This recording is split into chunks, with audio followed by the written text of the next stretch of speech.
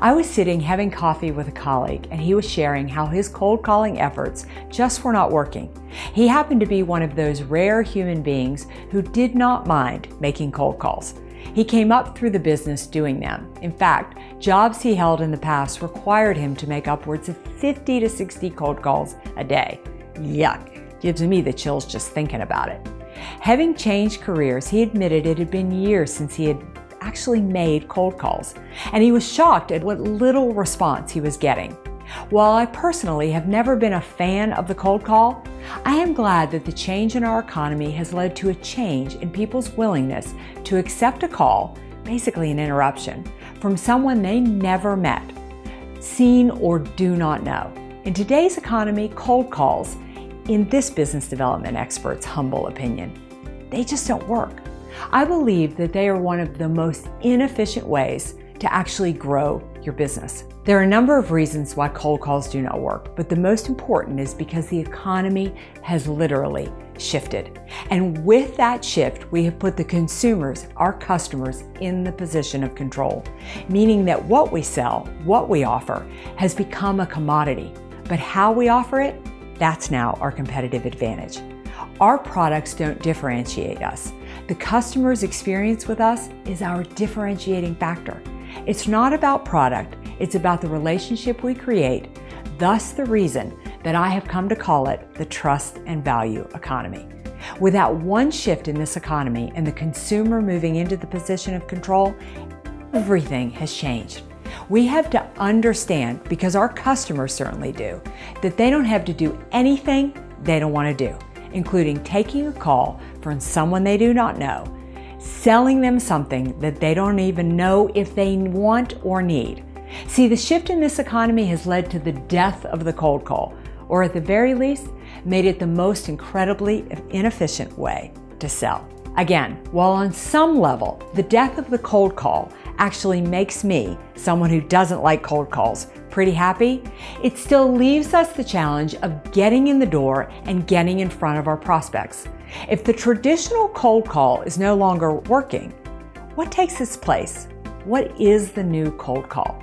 Well, here's 4 steps to get you in the door. Number 1, branding. Most definitions say that branding is your promise to the customer. I agree, and that transfers to what the customer thinks of when they think of you. So to define your brand, you need to define what you want to be known for. How do you want to be described? And the reasons prospects think of you when it comes to your product or service. Define what that is, then communicate it to your customers, prospects, and in fact to the world. Number 2, network. The purpose of networking is to connect and learn in a way that helps you find the prospects you want to call on, the ones you want to have a sales conversation with. First, you have to be networking where your target market is. Then you have to attend each and every networking with one goal: to learn about other people. Take the approach that it is better to give than to receive. Invest the time in learning and listening to others, and they will not only open the door when you call, they will welcome the opportunity to work with you. A combination of branding and networking creates your wow factor, and in today's market, you need a wow factor. Your prospects and potential referral opportunities need to have heard of you before they will ever consider doing business with you. Number 3, sales call. With a strong foundation of branding and networking, the sales call becomes a natural. Prospects understand your brand promise, which you are and what you stand for, and they are bought in.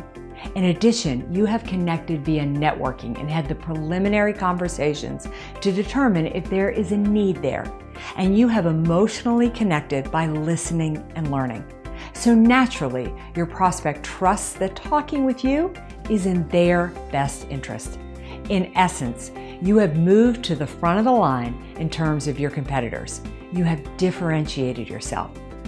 Both of you are ready to talk sales, to get specific about how you can use your products or services to solve their urgent need.